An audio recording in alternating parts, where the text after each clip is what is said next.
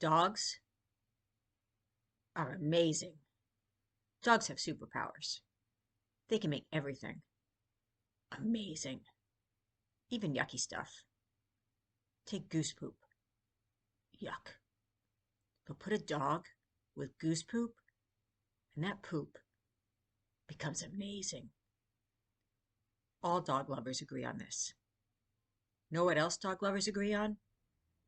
The two biggest influences on dog health: diet and exercise. Veterinary medicine has come a long, long way in the last generation.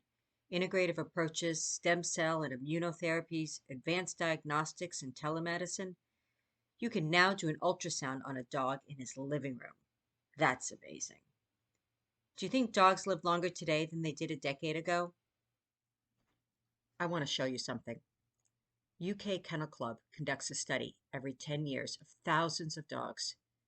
These were the lifespans by breed in 2004. Now look at the lifespans by breed in 2014. Overlay the two graphs and you see something staggering.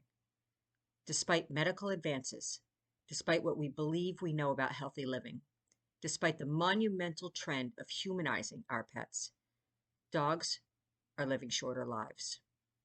In this study, the overall median lifespan of dogs in 2004 was 11.3 years. In 2014, it was 10.3 years. Dogs lost an entire year of their lives in the last decade. So if diet and exercise are the two biggest ways health is impacted, what do you think may be contributing to a dog's shorter lifespan? Do you know who regulates pet food? Who decides what complete and balanced nutritional profiles for our pets and livestock animals look like? Who decides what can and can't be said on a label? Who decides what the permissible levels of heavy metal contaminants are in certain mineral supplements? Who, for example, decides that corn gluten meal, the active ingredient in pesticides and weed killers, can be sold as an ingredient in dog food? AFCO is a private volunteer organization that establishes all those things. They do so with the understanding of the FDA. The laws are then interpreted and enforced, or not, at the discretion of FDA and each state. Some things are enforced, and some things aren't. This makes things pretty muddy for consumers. You know what else makes it muddy for them? That those regulations are protected by copyright. Pet parents have no legal right to read the laws that govern what they feed their dog. Now, do you know how big the U.S. pet food industry is? In 2020, it was $42 billion and growing. Envision yourself walking down the dog food aisle of a pet supply store or a grocery store with a myriad of choices in food and treats. You probably think there are a lot of companies out there making this stuff. No doubt, there's a daunting variety of brands in the pet food space that can be overwhelming to the pet parent, but many of those brands are made by just two companies. Mars Pet Care and Nestle Purina Pet Care's combined revenues are $33.5 billion, which is equivalent to 80% of the entire U.S. pet food industry. Now consider for a hot second that these two companies don't just make money on what our pets eat. These two multi-billion-dollar vertically integrated corporations make money treating and managing our pets' diseases. Take Mars.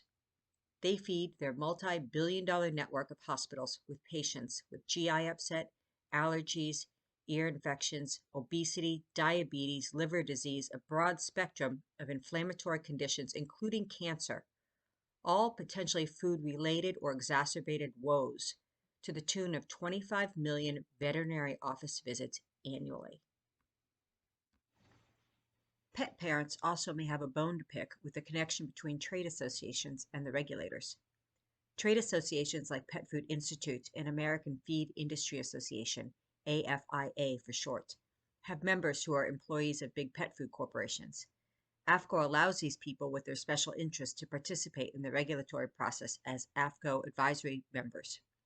Moreover, AFCO has banned consumers and consumer advocates from attendance at AFCO meetings.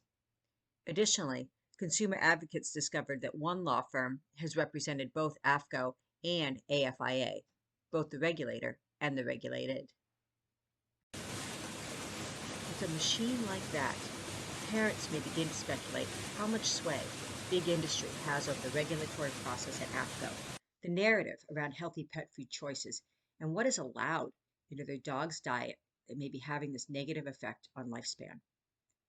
It's time we took a good hard look at what's in our dog's bowl. Nutritionists agree that dogs have no biologic need for starch, yet the average bag of grain-based dog food is over 50% carbs, largely from insulin-raising corn and potatoes. Corn also receives 30% of all agricultural chemicals used in the U.S. Grain-free dog food is not much better. It averages 40% sugars and starches. Think for a moment what your body would look like if 50% of your daily diet came from pasta.